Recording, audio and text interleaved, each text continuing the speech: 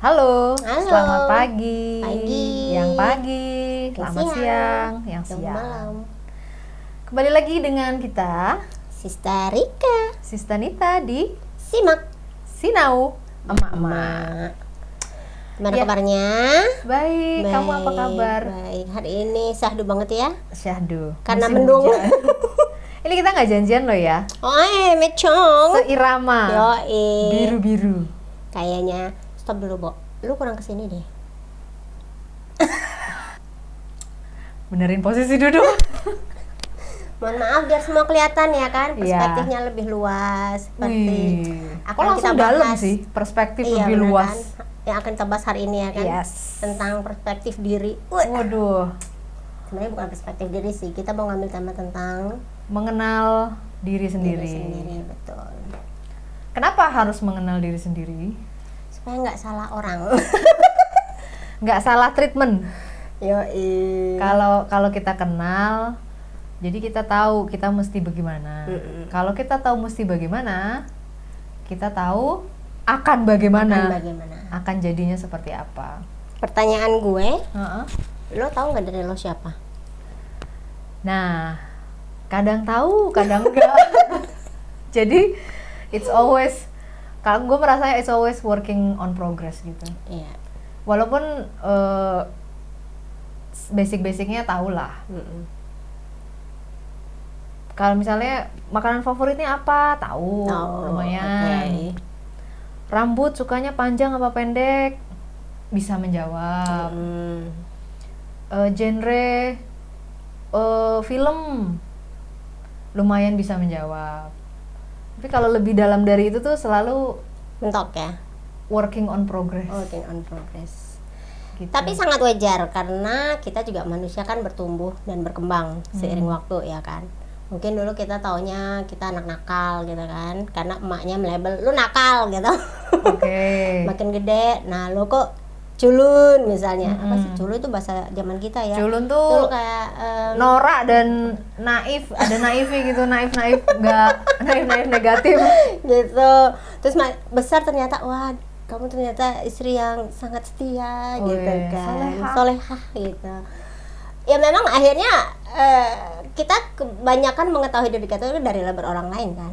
Nah, ini kenapa Nah, ketika kita bicara terutama sama anak yang masih polos, yang referensinya terbangun oleh lingkungan, betul, makanya kita nggak boleh salah ucap, betul. salah Hati-hati. melabel, atau mungkin jangan melabel sama sekali gitu. Harusnya tidak melabel sama sekali. Ah. Anak itu ya diri dia sendiri, terlepas dari namanya perilaku ya. Perilaku itu kan anak-anak mencontoh. Makanya ketika ada anak yang menurut orang tuanya nakal, sebenarnya mungkin nggak nakal loh. Hanya keingintahuannya besar. Jadi melakukan hal yang tidak dipertimbangkan ya. Mereka juga belum mampu mempertimbangkan ini benar atau salah ya kan. Justru kita yang harus mengarahkan. Situ. Mungkin tempatnya, waktunya salah. Jadi betul. naik meja makan pas orang pas makan. Nah betul. Bukan nakal ya, tapi waktunya nggak pas. Iya. Mungkin dia kalau Jangan pas makan, jangan nonton. pas makan, pas nggak ada orang gitu nggak masalah mungkin ya. Tapi kalau pas ada orang lagi makan, naik meja makan, bukan apa namanya, jadi bukan nakal, Betul. tapi tempatnya salah, waktunya salah. Iya. Dan yang pasti kalau kita orang tuh harus fokusnya ke perilakunya, bukan melabelnya. Oke. Perilakunya salah bener, kalau salah ya dibenerin, bukan terus salah di label. Harusnya begitu. Nah, Diingat-ingat ya. Gitu ya. Termasuk kita dengan pasangan kan juga gitu. Kita lihat nih perilaku pasangan. Jangan kemudian pasangan kita tuduh yang ya iya, ternyata dia enggak ya kan? Ya enggak ya enggak gitu. Yang memicu keributan kan karena kita terlalu berasumsi, persepsi, kemudian kita menyimpulkan hal-hal yang kita sendiri nggak tahu. Tapi kita kadang tuh miss dengan perilaku yang nampak. Jadi apapun itu lihat perilakunya. Oke, objektif ya. Objektif. Harus kalau kita lihat objektif. perilaku gitu.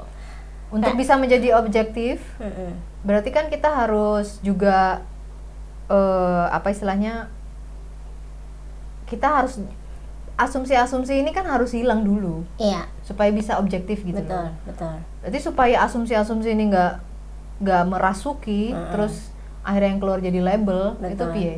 Ya pertama sadari Piye? dulu. Sadari dulu. Heeh. Kita posisinya di mana? Lagi ngapain? Kondisi kita sendiri lagi gimana gitu. Oh, oke. Kadang-kadang nih ya, emak itu mudah terpicu kan kok capek. Yes. Ya kan, kok lagi PMS. Yes. Apalagi tuh. Cewek-cewek. Nah, jadi kalau kita menyadari, aduh gue kayaknya gampang marah nih, gue lagi PMS nih. Ya udah hati-hati aja ketika anak berperilaku apa, tarik nafas dulu, hembuskan. Makanya kayak orang berhitung 1, 2, 3, 4 itu anu ya. Iya. Itu sebuah mekanisme untuk berhenti sejenak, Iya. menyadari kondisi kita supaya Sebelum- yang keluar itu Betul. tidak menyakiti. Tidak menyakiti, tidak melebel. Yes, Dan nggak jadi perang juga kan, karena ceplos gitu keluar, yang nangkap ini sebenarnya nggak tahu apa-apa juga kan. Bisa jadi. Bisa jadi lah, gua Kebanyakan begitu. ngapa-ngapain, kenapa gua kena semprot, kan gitu kan, kadang-kadang Dia nggak merasa. Iya. Biasanya tuh lawan itu nggak merasa. Nggak merasa. Nah, Nah, makanya kita sadar diri kita. Itu makanya pentingnya kita tahu who we are, who I am gitu ya. Dan kalau anak psikologi itu jadi pertanyaan basic. Kalau masuk psikologi, pertanyaan pertama, cari tahu tentang siapa dirimu. Iya. Itu selalu semua angkatan tuh pasti kebagian itu. Oke. Dan kita akhirnya hanya bisa, kalau dulu aku pengalamanku awal-awal itu ya aku justru ya kayak kamu bilang gitu, apa yang pernah terlabel oleh orang ya tentang aku. Nggak bisa terlalu masuk gitu, karena selama ini kita nggak pernah dididik untuk merasakan, berpikir dengan rasa, merasa sambil berpikir gitu istilahnya. Hanya kita terima, masuk. Nilai-nilai yang orang tua, lingkungan itu kan internalisasinya kuat ya. Dan itu karena menutupi siapa kita, Indonesia. Siapa kita? Iya. Gitu. Ini anu sih, apa namanya, sub-subnya tuh banyak ya. Banyak banget. Yang bisa dikupas gitu loh. Tapi waktu kita mau ngobrol masalah ini, mengenali diri sendiri, gue barusan baca PDF-nya orang BNN. Yaelah. Jadi kurang ini ya, kurang dramatis ya lu. enggak, ketika lo ketik referensi menjadi diri sendiri gitu, itu salah satu yang keluar.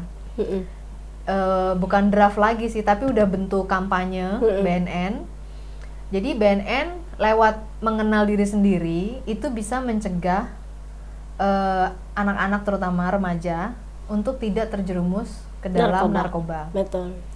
Nah, tapi ada satu yang cukup mengganggu gue, itu adalah jargonnya. Jargonnya gini, kenali diri sendiri sebelum kamu mengenali orang lain. Padahal menurut gue, dengan banyak bergaul dan dengan mengenal banyak orang sekeliling kita, itu juga menjadi refleksi untuk siapa kita, untuk bisa mengenali diri kita gitu loh. Nah, dengan jargon itu gue merasa kayaknya nggak tepat deh, karena dengan mengenal, misalnya gue kenal lo, wah lo ternyata nih orangnya seneng ngobrol, seneng anu, ternyata gue kok menemukan kesamaan, berarti kan gue juga merasa, oh ternyata gue juga berarti seneng ngobrol dong. Kalau gue menganggap lo sebagai orang yang seneng ngobrol itu adalah sesuatu yang menyenangkan, berarti kan gue berarti orangnya juga seneng ngobrol berarti. Makanya dengan gue mengenal orang lain, berarti gue bisa jadi gue mengenal diri gue sendiri gitu loh. Oke. Itu salah satu cara berpikir untuk mengenal diri. Tapi yang jargonnya BNN itu sebenarnya benar, kenali dirimu sebelum kamu mengenal orang lain. Kenapa kita perlu tahu diri kita sendiri dulu? Pertama, supaya kita lebih mawas diri. Kita bicara kemarin mawas diri ya kan, apa yang gue sukai, apa yang gak sukai gitu. Yang kedua, supaya kita tahu kekurangan kita di mana sih. Jadi ketika kita punya kekurangan, kita bisa memperbaiki. Atau kita punya kelebihan, justru itu yang akan kita kembangkan. Terus yang ketiga, mungkin lebih kepada kesadaran diri, self awareness secara utuh. Jadi apapun yang kita lakukan itu sebenarnya kembali ke kita, ya kan, dampaknya. Orang lain itu adalah stresor luar. Lu ketemu gue adalah stresor nih, bukan bikin stres tapi ya. Stresor yang membahagiakan istilahnya. Ketemu lo bilang wah cocok nih gue sama Rika nih gitu, suka ngobrol gitu kan. Akhirnya lo kembali ke diri lo akan berpikir iya ya, ternyata gue tuh suka ngomong loh, gue tuh ternyata suka ini loh. Dan akhirnya lo ngajak gue, yuk kita kolaborasi, yuk bikin podcast. Nah itu sebenarnya lo sudah tahu, oh ternyata passion gue di sini nih, kesukaan gue di sini nih. Itu sebabnya kenapa lo perlu mengenal diri lo. Kalau misalnya nih lo sendiri nggak tahu lo kesukaannya apa, lo ketemu gue, yalah nih orang berisik amat sih ngomong mulu. Lo berarti kan misalnya dengan gue ketemu lo, terus gue bilang ini orang kok berisik banget ya. Berarti kan itu juga menjadi refleksi bahwa gue tuh nggak suka ngobrol mungkin. Cuma tapi orangnya tapi maksudnya temuan bahwa gue adalah orang yang tidak suka ngobrol akibat dari gue ketemu lo misalnya. Ya nggak bisa sih? Jadi bisa kan? Bisa. Nah maksud gue gini, takutnya dengan jargon itu tuh apa ya, kayak nggak boleh bergaul gitu loh. Padahal dengan bergaul justru kita malah menemukan banyak sisi kita yang mungkin tadinya kita nggak ketemu juga. Iya betul. Iya nggak sih? Ya. Mungkin. Nah, tapi kan poinnya di situ. Menemukan sisi kita. Artinya kan kita tahu dulu sisi gue yang negatif, sisi gue yang positif. Kebanyakan orang narkoba itu karena kosong. Dia nggak tahu diri dia siapa. Dia ada di posisi mana, dia itu bertumbuh sebagai apa, gitu. Kayak kita bicara lah kemarin soal selebritis, kenapa selebritis yang stres dan sebagainya, kan mereka rentan juga dengan obat-obatan terlarang. Karena ya mereka kan kayak kita sepakati kemarin, mereka kerja itu atas demand, ya kan. Mereka harus melakukan apa yang dimintai oleh pasar, termasuk fans dan sebagainya. Lama-lama diri mereka sendiri udah nggak muncul lagi, karena dia akhirnya menjadi sosok lain yang disukai orang, bukan sosok dia yang nyaman dengan dirinya gitu. Karena yang sesungguhnya kadang tidak menjual. Nah bisa jadi, cuma mungkin karena dia nggak tahu dia punya potensi lebih loh dengan dia menjadi dirinya sendiri. Tapi biasanya tuh tantangannya juga banyak yang tantangannya banyak gitu. Iya. Terlepas dari apakah itu sebuah pekerjaan atau profesi, kadang-kadang memang kita perlu tahu dulu kelebihan kita apa. Kayak misalnya tanpa kita sadari nih, kita kan hidup dengan orang-orang di sekitar kita ya. Nah, kayak aku bilang tadi, dari kecil kita sudah terinternalisasi dengan nilai-nilai, dengan apapun yang orang dewasa katakan ke kita. Besok besar jadi dokter ya, tuh loh kayak Mbak itu, oh nanti kamu bisa ini loh, nah itu ya, seolah-olah manis sekali nih jadi dokter gitu. Cedet, kuliah, dah ya nak, kamu bisa jadi dokter, kuliah, masuk kedokteran, ibu mampu, bapak mampu, ayo kedokteran, masuk cedet kedokteran. Tahun pertama, kedua, ketiga, akhirnya lama-lama dia bisa menikmati karena memang itu passionnya dia sudah tahu, oh ya benar nih gue kayaknya suka merawat orang nih gitu. Tapi kalau dari awal dia masuk, apa sih gue tuh nggak suka ini, gue tuh suka ini, tapi demi menyenangkan orang tua, orang-orang lain, akhirnya dia tidak mengikuti kata hatinya dulu. Dia bahkan nggak tahu gue ini mau jadi apa sih sebenarnya. Gitu. Akhirnya makanya perlu tahu kesukaan gue tuh apa. Kayak kemarin kita bicara hobi, itu kan lu bilang kan salah satu langkah menuju tujuan yang lebih mengkerucut gitu ya, supaya tahu arah hidup kita mau kemana. Sebenarnya dari situ dulu, lu tahu hobi lu apa. Gimana sih kita tahu kita menikmati itu? Ya kalau kita kerjakan kita seneng, terus akhirnya kita melakukannya berulang kali, atau kemudian itu jadi mood booster, dan itu tidak membebani. Intinya kalau sesuatu kita sukai kan tidak membebani ya. Iya, walaupun tantangan itu tetap ada. Tetap ada pasti. Kesulitan tetap ada, tapi kita lebih kuat menghadapi. Iya, betul. Lebih nggak langsung patah semangat. Tetap jalan aja terus gitu, maju aja terus. Nah, itu indikasi yang sangat kuat menurutku. Kalau misalnya lo nggak patah arang atas sesuatu, Iya. berarti Passion lo di situ sebenarnya. itulah kamu gitu. Betul. Antara itulah kamu, memang kamu orang yang hidup dengan semangat yang tinggi, atau orang yang memang menyenangi apa yang dilakukan karena tidak mematahkan apapun. Betul. Okay. Dan kalau kita bicara tadi mengenal diri sendiri, itu memang ongoing proses, akan terus menerus. Karena kita bertumbuh tadi dan berkembang. Dulu kan di apa namanya, makan di McD itu udah cukup. Udah cukup terbilang mewah. Betul. Lama-lama lo. Benar kan? Iya kan? Itu berlaku pada semua area sih ya. Iya, semua area. Apa yang dangkal-dangkal, yang dalam-dalam. Betul. Itu tuh pertumbuhan itu ada. Ada, betul. Jadi bukannya terus lo menjadi seseorang yang lain, tapi lo terlahir terus menjadi seseorang yang hari ini. Betul. Jadi kalau misalnya ada orang mengajak kebaikan, terus lo bilang gue nggak bisa menjadi orang lain,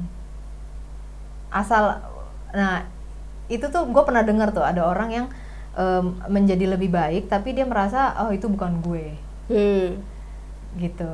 Tapi mungkin itu tuh gimana tuh kalau misalnya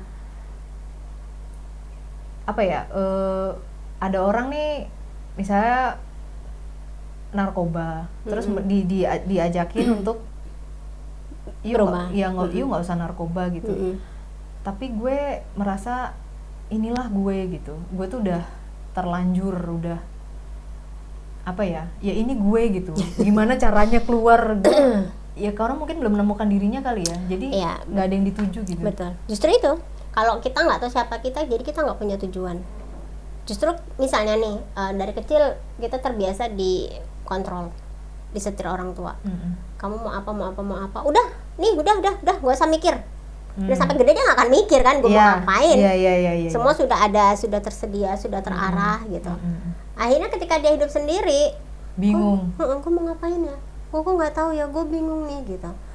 Akhirnya ketemulah satu peer yang seolah-olah menjadi support system, tapi ternyata menjerumuskan. Nah disitulah. Nah pun ketika dia misalnya pertama hanya nyoba-nyoba, namanya addiction itu kan munculnya dari mencoba. Kok enak ya, gue nggak stres. Kok enak ya, gue jadi bisa tidur. Kok enak ya, gue jadi lebih tenang, lebih happy. Untuk beberapa orang misalnya punya masalah confidence, kalau dia kena sesuatu narkoba yang jenis apa itu namanya, simultan ya, kok simultan sih? Pokoknya stimulan. Justru dia akan menjadi orang yang kemudian terstimulasi untuk bahagia, untuk happy gitu. Dia nggak sadar bahwa dia senang itu karena obat, dan orang-orang senang tuh karena ngelihat tingkahnya dia yang absurd sebenarnya, bukan karena dia, tapi karena si obat ini loh. Bisa jadi ketika obatnya berhenti, dia jadi orang pemarah ternyata, orang yang penuh kebencian. Makanya dikasih obat supaya orang menyenangkan, lo menjadi pribadi yang lebih menyenangkan. Oke, jadi apa namanya? Jadi ukurannya gini kali ya. Kalau misalnya lo terlalu mudah untuk bahagia, bisa jadi itu penyakit. Iya nggak sih? Kok sedih banget ya? Mudah bahagia penyakit. Oke, kita misalnya gini, mudahnya tuh gini, kalau secara biologis, kita kan badan kita kan sudah mengandung hormon-hormon kebahagiaan. Iya, betul. Itu tuh cuman distimulasi aja dengan olahraga gitu misalnya, betul. itu muncul sendiri, terus lo akhirnya bahagia. Tapi kan untuk olahraga itu kan sebuah usaha fisik itu kan nggak ringan gitu, berat. Betul. Nah, tapi dengan olahraga lo memunculkan hormon-hormon kebahagiaan secara alami, dan lo bahagia gitu, tanpa menimbulkan efek-efek buruk lainnya. Tapi ketika lo cari bahagia tapi dengan jalan pintas, cari bahagia dengan misalnya narkoboy gitu, itu kan terlalu mudah gitu. Lo cuman keluar duit, terus lo bahagia, tapi efeknya buruk gitu. Jadi bisa jadi kebahagiaan yang terlalu instan. Scrolling TikTok juga loh. Itu kebahagiaan instan. Termasuk makan mie instan. Kebanyakan instan. Mak nggak masak ya kan, makan enak. Itu tuh memang kebahagiaan yang sangat mudah gitu, tapi efeknya tuh bisa jangka panjang, bisa buruk gitu. Hati-hati ya dengan kebahagiaan instan. Iya, kenapa? Ya aku ada setujunya, tapi di satu sisi sebenarnya enggak juga. Artinya gini, kalau kita memang tahu apa yang membuat kita senang, kan menyenangkan hati itu kan tidak semerta-merta misalnya lu tahu-tahu nemu ini, gue seneng banget. Memang itu instan gitu kan, tapi kemudian selesainya juga instan. Ya kan? Sementara kalau kita menyadari, gue kayaknya suka ini deh, gue coba dulu deh, ternyata menyenangkan deh, nya banyak, nya banyak, maksudnya ya akhirnya ketemu aha-nya banyak gitu ya. Prosesnya ini loh yang akan kamu hargai, yang akan kita jadikan referensi bahwa wow, untuk mencapai ini tuh gue udah lewatin ini loh, lu lihat nih proses gue nih gitu. Bahkan kita mungkin bisa menertawakan loh masa-masa itu, iya kan? Ingat nggak dulu waktu kita jualan pertama apa? Iya, gila. Nggak laku, hujan-hujanan, terus kita tuh kehabisan bensin. Ingat nggak lo kita nongkrong di pinggir jalan? Bisa jadi itu sesuatu yang jadi hal yang menyenangkan karena diingat kok ya bisa ya kita kayak gitu ya. Dan sekarang lihat posisi kita sekarang gitu. Jadi either itu instan atau enggak, tapi semua prosesnya yang membuat kita long last bahagianya tuh di situ gitu. Oh, oke. Jadi kalau walaupun dalam keadaan yang positif, walaupun instan itu juga berlangsungnya juga tidak lama.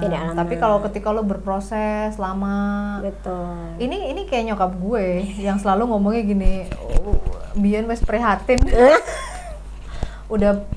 Mungkin itu maksudnya kali ya, dulu sudah berproses. Prihatin itu kan bagian dari proses gitu kan. Betul.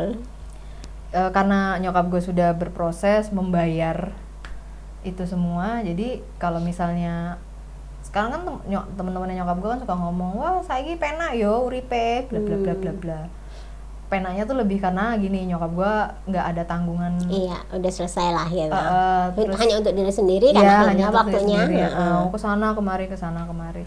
Kupikir ya memang hidup ini memang harus ada yang dibayar sih. Iya. Nah proses itu adalah bentuk membayar utang.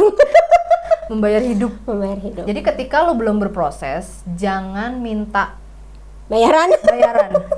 Kalau ketika lo belum membayar, jangan pernah berharap meminta. Iya, betul. Ya, silakan kamu membayar dengan berproses. Bentuknya bisa macam-macam. Terus baru minta hasil. Itu kayaknya ukuran lumayan bisa lumayan konkret gitu. Jadi kita refleksi, kita udah ngapain aja nih. Ini kayak John F. Kennedy, aku inget. It's what you can give to the country. It's not what the country can give you. Gitulah. Nggak ini sih, nggak sama kata-katanya, maksudnya. Intinya apa yang lu kasih itu apa yang bisa lu kasih ke negara, bukan apa yang negara bisa kasih ke lu, kan gitu kan. Nah, anggap aja ketika kita menjadi diri sendiri, ya coba kita lakukan sesuatu loh, gitu kan. Tapi nggak usah ngarapin orang untuk terus memberi kita sesuatu, nggak usah. Tapi lakuin aja, jalani prosesnya, kan seperti itu. Dan kembali ke mengenal diri sendiri, justru dengan kita berproses kita jadi makin tahu loh diri kita seperti apa. Oh, gue kelemahannya di sini, besok gue nggak boleh lewat sini. Lewat sini gue seneng banget sih lewat jalan. Maksudnya melakukan ini jangan lakukan lagi gitu. Atau misalnya gue kayaknya nggak cocok sama dia, ya udahlah gue berjarak dulu, gue cari partner baru gitu. Jadi yang dibangun adalah banyak pengalaman. Betul. Banyak pengalaman. Dan itu memperkaya who we are. Iya. Pengalaman ketemu orang. Betul. Pengalaman jalan-jalan, pengalaman beli ini beli itu. Jadi shopping itu sebenarnya juga bagian dari pengalaman untuk mengenal siapa kita. Apakah kita boros, apakah kita hemat, apakah kita cerdas, betul. Apakah kita apa namanya akar berpikirnya jadi ketahuan lama-lama. Iya, betul. Lo tuh shopping tuh apa? Misalnya karena kebutuhan, apa karena keinginan, sale-nya banyak banget. Wah kayaknya kalau ini sale jadi 100.000 kayaknya butuh nggak butuh gitu. Jadi kayak harus beli gitu. Betul. Itu emang racun sih. Racun banget. Udah apalagi kok checkout-nya udah penuh. Aduh. Wah checkout gue mah udah puluhan juta, Bo. Keranjangnya Makanya itu. Nah, kalau misalnya kita tadi bicara soal mengenal diri sendiri kan ini kait dengan proses ya kan. Kita percaya bahwa manusia bertumbuh. Artinya mengenal diri sendiri juga akan terus berkembang gitu. Nah, terus kalau kita kembalikan lagi ke titik awal di mana kita mulai menyadari siapa sih aku. Itu tuh sebenarnya ada di masa-masa pra-remaja SMP, SMA. Iya. Sampai mereka usia sekitar 35-an. Remaja awal gitu. Dewasa awal, sorry. Oh, dewasa awal. Jadi makanya itu SMA. Sampai ya sekitar 20-an, 25 sekitar segitu. Itu awal atau Dewasa awal. Masa awal untuk pencarian. Dari SMP sampai masa itu. Nah, dari SMP ya. Memang prosesnya agak panjang. Itu sebabnya anak-anak usia segitu itu akan mencoba berbagai hal untuk mengetahui gue tuh ininya di mana sih. Iya. Gitu. Fit ini di mana. Dan memang agak sedikit istilahnya karena itu adalah sesuatu yang mereka sangat maksudnya itu sesuatu yang muncul dari diri sendiri. Iya. Bukan sesuatu yang kayak anak kalau di bawah 12 tahun kan kita arahin ya kebanyakan. Tapi kalau dari atas itu udah susah kan diarahin. Karena itu muncul dari diri sendiri. Karena mereka sudah mulai menyadari aku ini berbeda loh dari adekku, dari kakakku, dari ibuku, dari bapakku. Gitu. Dia malah harus kita kuatkan untuk menjadi dirinya. Makanya kalau misalnya dia punya hobi, kita harus pastikan ini hobi lo nih beneran nggak, lo mau serius, oke kita seriusin gitu. Atau kalau misalnya kamu sukanya apa, pengennya apa, malah udah mulai ditanya cita-citanya mau jadi apa, karena titik poinnya tuh dari situ dan itu akan berproses terus. Yang terjadi dengan generasi ya mungkin sekitar milenial mana, ada yang disebut dengan quarter life crisis. Jadi krisis perempat abad di usia-usia lulus kuliah. Oh iya. Itu mereka sangat banyak mengalami krisis identitas, krisis kepercayaan diri, krisis apalagi merasa gue udah sampai di sini terus gue mau ngapain? Apakah gue menikah yang perempuan? Apakah gue harus kerja dulu? Apakah gue harus berkarir? Apa gue harus numpuk duit dulu baru ngelamar anak orang? Atau malah yang nganggur lebih parah lagi, ya kan? Karena sudah saking nggak taunya, saking tersesatnya. Nah, udah masukin lamaran kok nggak masuk, kenapa nih? Ternyata untuk melamar pekerjaan itu yang dilihat bukan CV lo doang. Ketika lo muncul di depan pewawancara, lo kan harus jual diri. Iya, jual diri ya. Orang akan langsung melihat siapa lo tuh ketika ini orang masuk dari postur, dari tatap mata, dari gestur. Kalau dari masuknya aja udah nggak percaya diri, apa iya perusahaan mau merekrut? Nah ini kan semua kan ini kan semua bentuk dari komunikasi ya. Iya. Kayaknya termasuk gue itu tidak pernah mendapatkan, walaupun gue lulusan komunikasi itu pola asuh itu tidak memperkenalkan bahwa ini semua tuh penting gitu. Ini semua tuh bukan sekedar hanya, tapi ini semua tuh bentuk komunikasi. Bentuk komunikasi yang orang itu bisa membangun persepsi. Iya. Terus akhirnya kalau orang itu cerdas mungkin tidak jadi konklusi. Iya. Tapi kebanyakan itu jadi konklusi gitu loh. Iya. Jadi makanya kalau kita mempresentasikan salah, membangun persepsi salah, akhirnya konklusinya salah. Padahal bukan itu maksudnya. Bukan itu, betul. Nah, kita perlu belajar itu tadi. Betul. Kalau makanya kan suka ada eksperimen kan. Lo masuk ke butik yang bagus, tapi lo gembel. Ya otomatis nggak dilayani dengan baik ya, Boy ya. Tapi kalau lo masuk dengan rapi cakep, rapi lah seenggaknya itu akan dilayani. Betul. Karena lo dianggap mampu. Tapi lo kalau gembel masuk itu nggak dianggap mampu ngapain gitu masuk butik gitu kan ya. Ini sih yang menjadi concern gue juga sih sama anak-anak.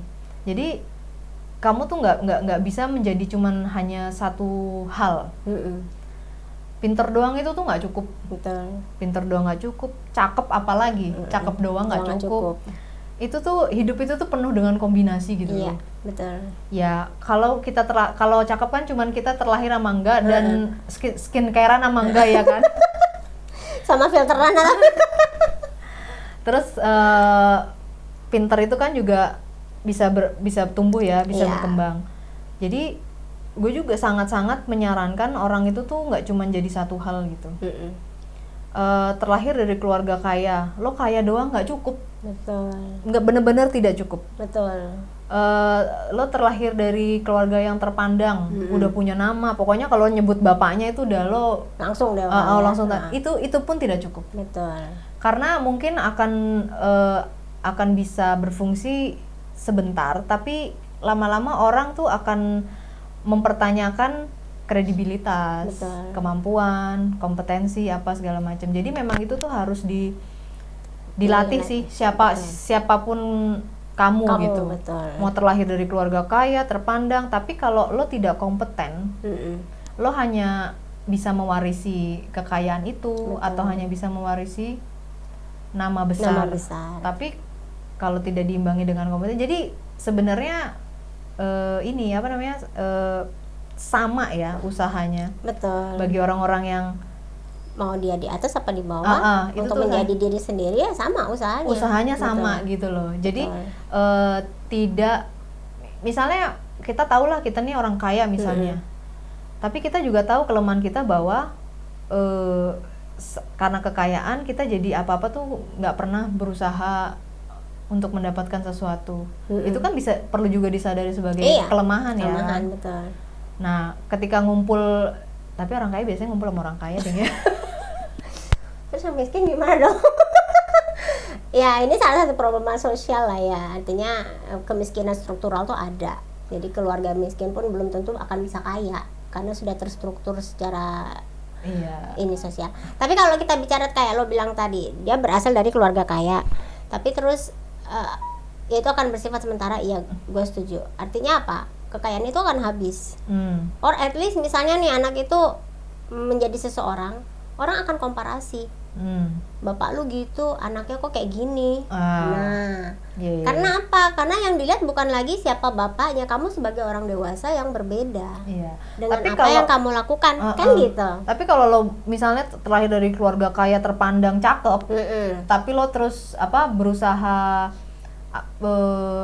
istilahnya berproses sendiri, menempa diri sendiri apa segala macam, lo akan nggak akan dibanding-bandingin. Oh, itu kayaknya bagi Anda yang terlahir dari keluarga kaya, terpandang, cakep lagi, apa kelemahan kamu? Nah, sebaliknya kalau kita bicara keluarga menengah ke bawah, itu sebenarnya bukan berarti mereka kemudian tidak bisa menjadi diri mereka yang sukses, kan nggak mungkin. Kita tahu dunia berputar lah ya. Kita nggak tahu Tuhan akan mengangkat dia derajatnya kapan dan di mana gitu. Tapi intinya ketika dia menjadi orang yang pekerja keras karena kondisi ekonomi, menjadi orang yang gigih, menjadi orang yang pantang menyerah, menjadi orang berani, menjadi orang yang sangat kuat. Satu paket. Akhirnya dia bisa jadi terangkat derajatnya. Iya. Jadi alasan dibalik apapun, lo tetap harus berproses. Iya, betul. Dan proses ini harus dijalani dengan, kalau kita bilang ikhlas gitu ya, dengan penerimaan, dengan kesadaran. Jadi bukan asal proses aja, seolah-olah udah gue udah melewatin itu tuh. Nah, aku paling benci nih ya kalau ketemu orang terus dia merasa sudah melewati banyak hal dan dia bilang, cuma segitu doang hidup lo. Hidup gue dong lebih susah. Susah bangga. It's not something to be proud of kan sebenarnya. Tapi ya nggak perlu juga lo bilang lo tuh nggak seberapa masalah lo. Karena setiap manusia kan beda-beda prosesnya, kemampuan juga beda-beda apa segala macam. Jadi kalaupun misalnya ada orang menceritakan pengalaman hidupnya dia, ya coba kita pakai kacamata diri kita. Oh, aku bercermin dari hidupnya dia, ternyata aku lebih beruntung misalnya. Atau ya ampun gila ya dia usahanya luar biasa banget, sementara gue baru di sini nih, berarti gue harus kerja lebih keras. Kan gitu kan ada ya. Kalau orang bisa introspeksi diri kemudian mengenali diri dia, oh iya gue udah sampai. Itu kan sebenarnya proses mengenal diri. Gitu. Yes. Nah, jangan sampai kemudian ketika ada orang bercerita kita patahkan seolah-olah gue lebih deh dari lo, usaha gue tuh lebih. Enggak gitu juga. Setiap orang akan berproses sendiri. Dan justru ketika lo merasa lo lebih dari orang lain, itu bisa jadi bukan diri lo loh. Itu cuma lo butuh pengakuan aja. Iya. Berarti berproses itu jangan dibanding-bandingin lah ya. Biarkan orang dengan prosesnya, dengan waktunya. Supaya dia menjadi diri yang lebih solid. Betul. Soalnya banding-bandingin tuh adalah ini loh, racun ya. Iya. Racun yang secara tidak sadar tuh bisa yang tadinya kita solid jadi nggak solid. Nggak solid. Karena dibandingin. Nggak ada sih manusia yang mau dibandingin. Nggak ada. Bahkan ketika lo membandingkan diri lo dulu dengan sekarang aja lo nggak mau pasti. Lebih ketawa sih. Pantasan jadi Prince Harry agak berat ya kok. Iya juga sih. Ya terlahir di keluarga seperti kerajaan juga berat. Betul. Sama beratnya dengan yang terlahir di keluarga miskin sebenarnya. Iya. Sebenarnya itu level beratnya sama-sama berat. Cuman prosesnya mungkin yang membedakan. Yang satu berproses proses sama ya, membangun kompetensi diri. Cuman beda ini. Beda jalur. Beda jalur bener. Punya tujuannya sama gitu kan. Yang satu jalur premium. Yang satu Pertalite. Oh my god, tidak terasa loh 30. Tapi tunggu sebelum ditutup, gue ada satu hal lagi. Okay. Tadi gue hampir lupa. Jadi kita kan bicara tentang mengenal diri sendiri tadi ya. Nah, bahwa jangan lupa mengenal diri sendiri itu sebenarnya kalau kita bicarakan tadi kan lebih ke prosesnya ya. Iya. Tapi sebenarnya langkah awal mengenal diri sendiri adalah bercermin. Literally bercermin. Oke. Lihat diri kita setiap hari, bangun tidur. Itu gunanya cermin ya. Iya. Bukan untuk membanggakan diri tapi bercermin dan bercermin. Bercermin, betul. Bercermin, bangun tidur, lihatlah diri kita. Kalau kita mukanya jelek, mesem gitu, ya udah. Impresi orang bagaimana ya kan? Tapi ketika kita bangun tidur memulai hari dengan senyuman, untuk yang muslim atau agama lain mungkin beribadah dulu, itu kan relaksasi ya kan, menenangkan.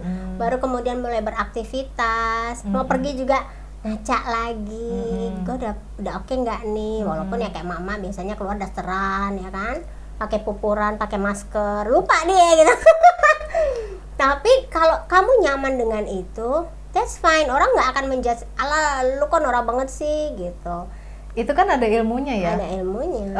Walaupun bukan ilmu secara akademis kedokteran, tapi kan ada orang-orang yang bisa membaca kamu lewat misalnya garis-garis di garis kerutan di wajah. Terus atau warna misalnya mata merah, gigi kuning, mabok apa itu ya? Itu mungkin bisa jadi cerminan bahwa mungkin lo kurang merawat diri atau gimana. Betul. Nah, makanya kaitannya menerima diri sendiri, kemudian mengetahui dirimu adalah ya salah satu self love juga. Iya. Ketika kamu menerima kekurangan kelebihan, itu juga akan menjadi kosakata siapa kamu. Iya. Gitu loh. Iya. Kamu tuh sukanya apa? Kamu tuh kelebihannya di mana, wajahmu seperti apa, matamu, hidungmu, gitu. Makanya kalau lagi interview tuh ditanya ya, kelebihanmu apa, kelemahanmu apa. Iya. Karena kelebihan, kelemahan, motivasi, apa tujuan hidupmu itu tuh standar sih. Oke, itu mungkin jadi salah satu ukuran supaya orang bisa melihat kita sebagai manusia nih, lo hidup ada manfaatnya nggak? Nah itu gue pernah dengar gini. Ukurannya adalah ketika lo dikangenin, berarti lo lumayan bermanfaat. Tapi ketika lo nggak dikangenin, udah. itu bisa berarti jadi question mark. Setuju. Oke. Contemplate, gitu. Nggak terasa, sudah hampir 40 menit kita ngobrol. Beneran loh, nggak berasa. Nggak berasa banget ya. Heeh. Kok bisa terusin nih jadi 120 menit? Ini soalnya nggak ada edit-edit, jadi Ya, langsung upload. Oke. Baiklah, terima kasih Sista Rika. Terima kasih Sister Nita. Terima kasih semua yang udah nonton. Jangan lupa like, subscribe, dan klik notifikasi Supaya ding ding ding ding ding. untuk minggu depan kita akan muncul lagi dengan Iya. tema apa ya, pikirin nanti lah. Mudah-mudahan kita kan upload setiap seminggu sekali. Seminggu sekali. Mudah-mudahan kita ketemu lagi di minggu depan. Bye.